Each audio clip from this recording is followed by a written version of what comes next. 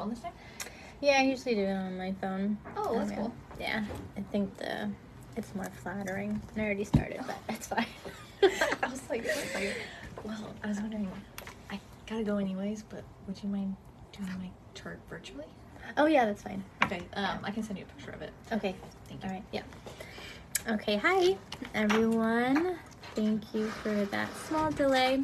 All right. My name is Joann Doe. I'm a practitioner at Natural Healing Center, and we're going to be talking about how to make healthy choices while you are traveling. Hi, David. And dining out, and you're welcome to say hello in the comments, or if you have any questions throughout the live, you can feel free to ask. And we're going to start with tips for travel. So I know when you're traveling, I get, you want to be able to try new restaurants, try the local food, be social, and you want to enjoy yourself and relax, and I totally get that too. I also know that can be that overeating and overindulging, especially in like sweet, salt, or fatty food, can be a challenge. So what I would say to you is to try to find that balance between enjoying yourself while staying on track with the way that you want to eat, or the way that you like your healing goals. Essentially, what is it that the food choices you're doing, what are you aiming to do with them, and then balance that so that you get to a point where you're not like overindulging, that you're still keeping your goals in mind while enjoying yourself. So one tip I have for you is to stay hydrated. You need to be drinking a lot of water if you want to try to stay healthy while you're traveling. Dehydration can actually make you feel hungry. So if you're drinking water regularly, it might actually prevent you from eating unnecessarily. So I've said this on other Facebook Lives, and I say it again here, is that you want to drink a glass of water first thing in the morning to help keep you hydrated. So even as tempting as coffee might smell and taste and be, I would highly recommend hydrating first, and then try to go for half your body weight in ounces of water a day. So for someone who weighs, let's say, 160 pounds, they want to have 80 ounces of water. And this is like my water bottle here. This is 20 ounces. So 80 ounces would be about 4 of these. Okay. And another thing with this is that it's really good to bring a reusable water bottle with you when you travel, especially if you're like going on airplanes. You can empty it before you go through security, and then once you get through security, you can fill up your water bottle, and you'll have plenty of water for the plane ride. And then you also avoid having to pay for water at the airport, which can be really expensive. But also if you're traveling, in not necessarily at the airport, but like if you're going to be out and about all day, it's really good to bring a water bottle with you. Again, cheaper too if you buy like lots of water that you keep where you're staying, or if that's available to you, you can just use your water bottle to fill up for the day and then refill as you go.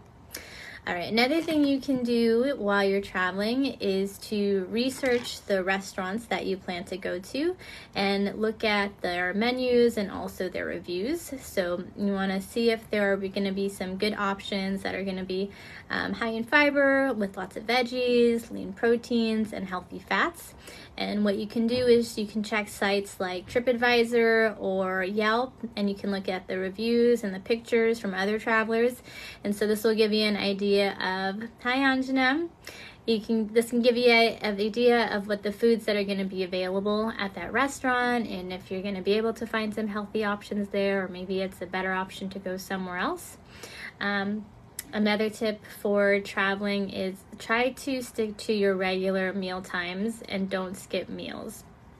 I'm pretty regimented with my meal times and having snacks in between, and I know if I skip a snack even, hi Jeanette, or a meal especially, like I can feel it. I'll feel more lightheaded, I'll feel weak, I'll know like shaky, I know something's off. So try to stick to your regular meal times, and I'm going to get to this in a little bit, but you can bring snacks with you. Say, for example, if you are on a long bus ride or something like that and it's going to be a while to your next meal, then you have those snacks, and I'll give you a bunch of options for those. But if we end up skipping meals or snacks, it's when we're the most hungriest that we're most likely to pick something unhealthy. So make sure that you're keeping yourself satiated, that you're not skipping meals and snacks as you normally would be having.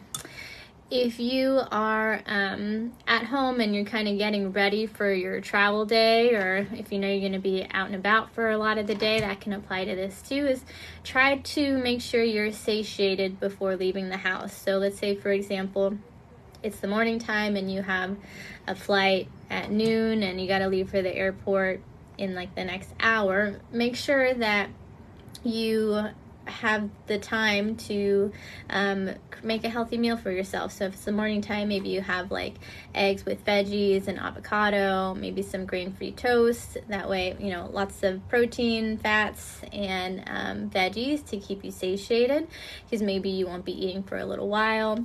And also it kind of like, if you leave the house hungry, again, you're more likely to make unhealthier choices. So let's talk about what some good options would be for high fiber, high protein snacks for the plane ride or the car rides. This is going to help you to avoid unhealthier options and also to save money, because you won't be buying like certain convenience foods when you're out. So what are some whole food options that you can prepare and bring with you? So whole foods, as a reminder, they are foods that, as you know, kind of like how they naturally would look in nature. So things like apples and bananas and lettuces, those would all be whole foods.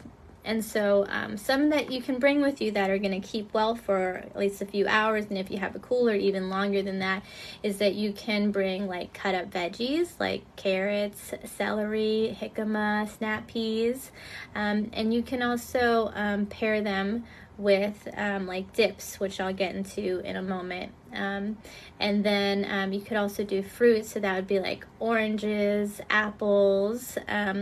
You could do some protein-based whole foods, so like raw nuts and seeds. That would be a really good option, high in protein and good fats.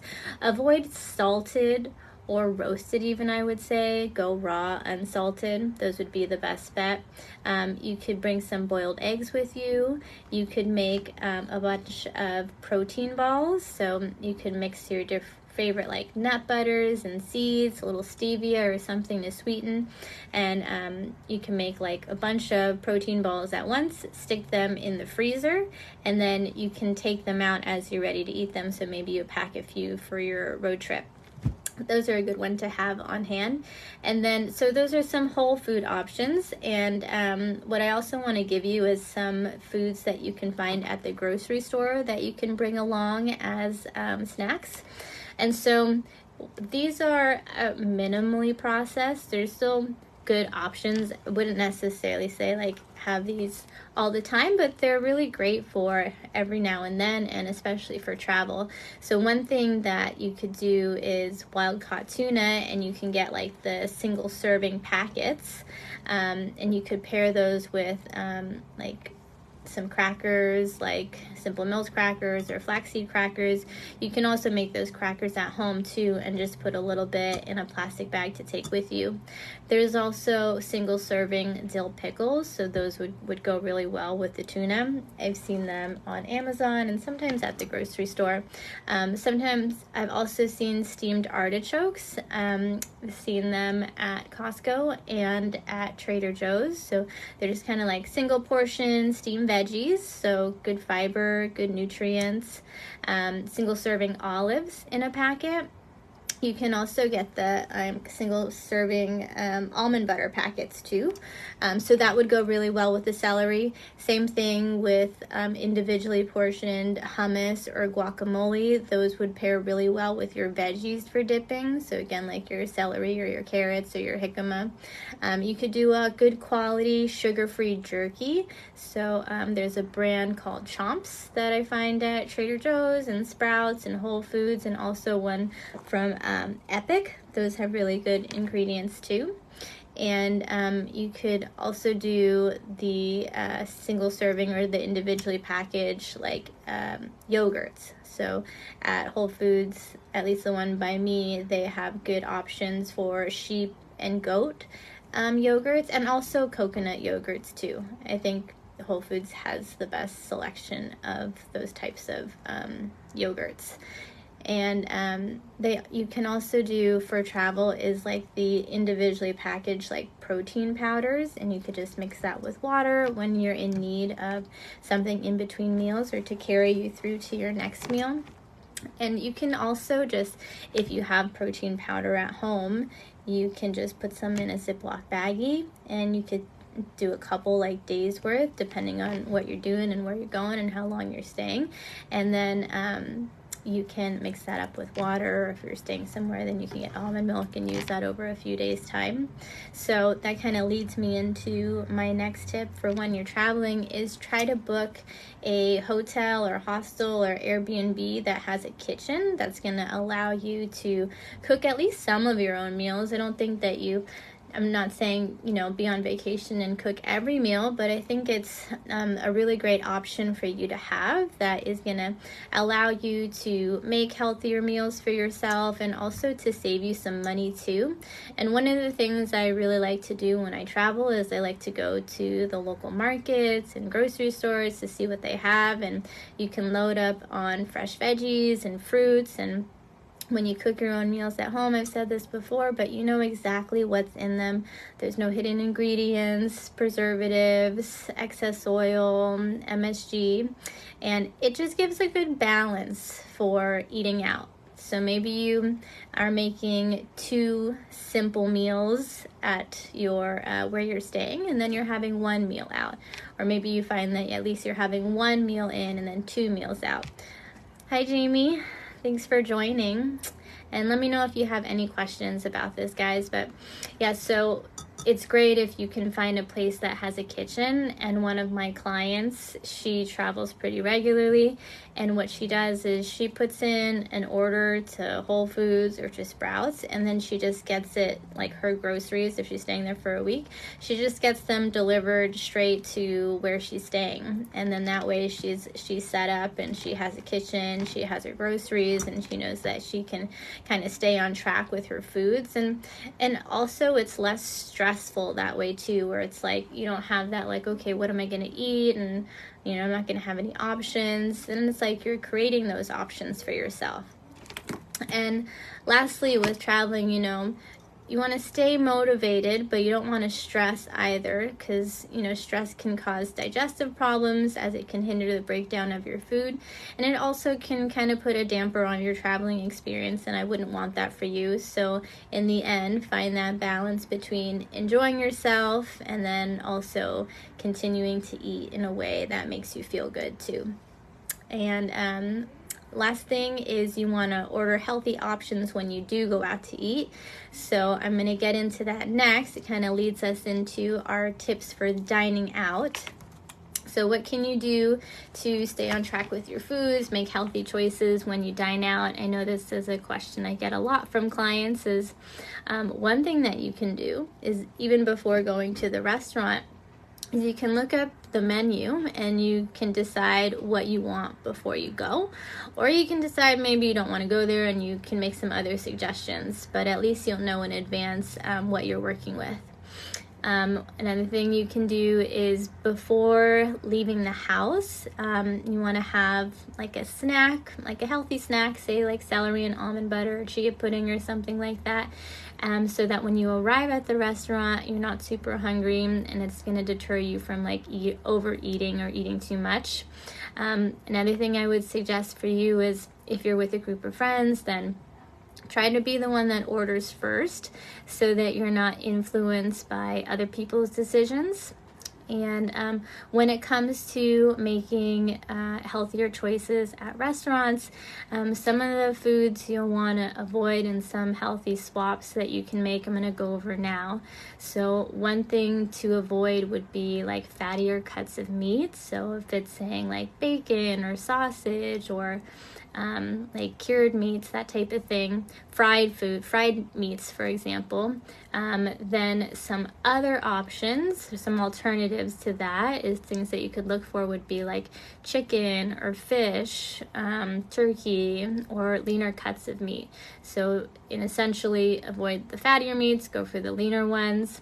And then if you instead, if the menu says like it's a cream base or a cheese based soup or something like that, go for something that's a better option would be like a broth based soup. So like if you have the option of like creamy broccoli soup, or if they have like a pho or something like that that's broth based, that might be a better option. Okay, and then the way that the food is cooked matters too. So foods that you want to keep a lookout for, if it says like deep fried or pan fried or crispy or creamed or stuffed, instead go for food that's been grilled or sauteed, roasted, steamed, baked, or poached. These are going to have less added fats and also less calories if you're trying to be mindful of your weight. You can swap some things that are fried. So for example, like French fries, you could do a baked potato or even a side salad. Refried beans, go for pinto beans or black beans instead. If it's sour cream or queso, swap that for guacamole or pico de gallo. So it's just kind of finding alternatives to satisfy you in certain areas, but it doesn't mean you have to like cut everything out completely. And then if there's sauces like soy sauce or teriyaki sauce, cocktail sauce, au jus sauce that are quite salty, then you can go for some light sauces that are flavored with herbs, spices, vinegar, wine. And then if you have like pastas, rice, white bread, see what other options they may have in terms of like a gluten-free pasta or gluten-free bread, a brown rice instead of white, things like that.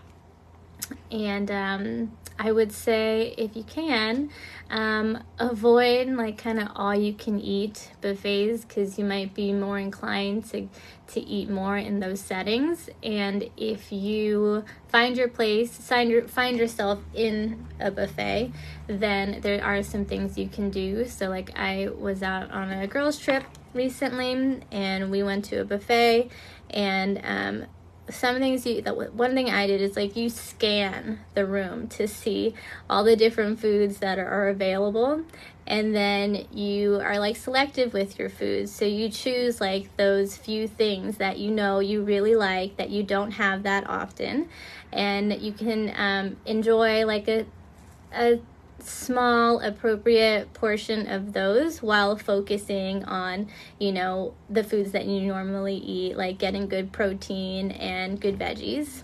And another thing when it comes to dining out is skip the sugary drinks, so like the sodas and the sweet teas and the cocktails, and go for water or seltzer instead. Again, a lot less sugar, less calories, and keep you hydrated while you're dining out or traveling. Those would be really good, and it will save you money by far. Okay, let's see. And check my notes here. Okay, order veggies with every meal. Make swaps. So if you could do, instead of fries or a pasta salad, do salad or steamed veggies. And I understand, if we don't want to be that person that makes all these substitutions and whatnot, but it's okay to ask your server for food to be cooked the way that you would like it. Essentially, you're paying for the food and you want to be able to enjoy it and have it the way that you want to. So I would say don't shy away from asking about how things are prepared, about the ingredients, and what can be substituted. Another tip for dining out is if you have any like condiments or dressings as part of the meal, butter, cheese toppings, dressings or sauces, gravies, you can always ask for them to be put on the side, and then that way you can choose how much or how little of those types of things that you want to add in. And typically olive oil and vinegar is a good go-to for restaurants and salad dressings. If you find that there's just like nothing on the menu that is going to work for you, then in terms of like the meal and snack options or appetizer options that are available, see if you can customize an order. Ask if you can have, the protein from this meal, the veggies from this one, and maybe they'll do it, maybe they won't, but it's worth asking if you can have your food prepared the way that you want it to. And you also want to avoid kind of like the freebies and the upsells. So while like the bread basket or the chips and salsa might look really tempting, it's really easy to overdo it on those foods, especially at the beginning of the meal and you're hungry and you're waiting for your actual food to come. So I would say even before it comes, you can decline it, or if it comes, you can let them know that you don't want it. It's just going to add extra calories and kind of deter you from eating the way that you want to. And then again, with like cocktails and appetizers, as tempting as they be, just check in with yourself. Ask yourself if you really need the appetizer, or if you can just have water to drink with your meals. And I've said this before, but try to eat your meal mindfully. Savor your food to help with your digestion by eating slowly and chewing your food really well before you swallow it. So chewing your food thoroughly and eating slower can actually help you eat less. It can also make you feel full more quickly. And one tip or trick that you can do is, and I've caught myself doing this too, is if you are picking up your fork and putting it in your mouth and chewing that food, sometimes, I'll find myself kind of getting my next forkful ready. If you notice yourself doing that, what I would encourage you to do is to put your fork down. Make sure that you are chewing your food really well. Swallow your food fully before picking up your fork again for your next bite. And then in terms of portion sizes, you can split a meal, or you can order a half portion or an appetizer portion. You can always add a side salad if you're still hungry. So those are some tips for dining out and travel. For anyone who is on here, if you have any questions, feel free to let me know. My name, again, is Joann. I'm a practitioner at Natural Healing Center, and I work with clients day in and day out to improve their health naturally. So much of it is through good nutrition and finding out what foods clients are sensitive to, so they can start to reduce or avoid the foods that are causing them inflammation, bloating, fatigue, and then we focus on those healthy feeling whole foods that are going to aid in rebalancing and strengthening their body. And ideally, we're cooking a lot of our foods at home from scratch. Meal prepping is great, but I understand that we love to travel and dine out too, and so it's not about being perfect in those scenarios. One thing that we emphasize is good, better, best, so it's like go for your best. Go for your best, in general, but in the case that that's not available for whatever reason, then maybe you go for a good or a better option. So one example would be like if you're having like a cheeseburger and fries, what would be like a good or better option if you're trying to avoid, say, like gluten and dairy and refined oils, right? So you could do like a protein style hamburger with a side salad, and that would work really well for you. Okay, so just things like that where you can find your way, you can still find a way to enjoy the foods that you want. You're just enjoying them in like a version that is going to be more beneficial for you. So if you're interested in learning more on how I work with clients, you feel free to leave a comment or send a private message. But I just want to offer you an initial consultation discount, because typically that price is $299 for a two-day consultation. One, to get to know you, to run a myriad of different tests where we'll look for stress on the body that might be related to foods, scars, metals, chemicals, bugs like bacteria, virus, yeast, whatnot, and ways that we can work together to rebalance the body. And we'll take a second day to go over all those results and what it would look like to work together. So day one really gives us a snapshot of your overall health that we can recreate a roadmap from, and then from there we work together over the course of a few months or more to get your health on track and to address those areas of concern. So typically the price is $299. If you mention this Facebook Live, then we can apply a $50 discount to that. Next week, I'm going to be talking about nutrition response testing, which is the type of modality that we practice here at Natural Healing Center. So I'll be going over how it works, what we're looking for, how we work together with clients in a program. So if you are new to us and our methods, that would be a really great one to tune into. And as always, the replay will be available for you. But I want to thank you so much for joining me this evening. If you have anything that you'd like to hear me talk about or are curious about, feel free to leave that in the comments too, so that I can make sure that we get you the information that you're looking for.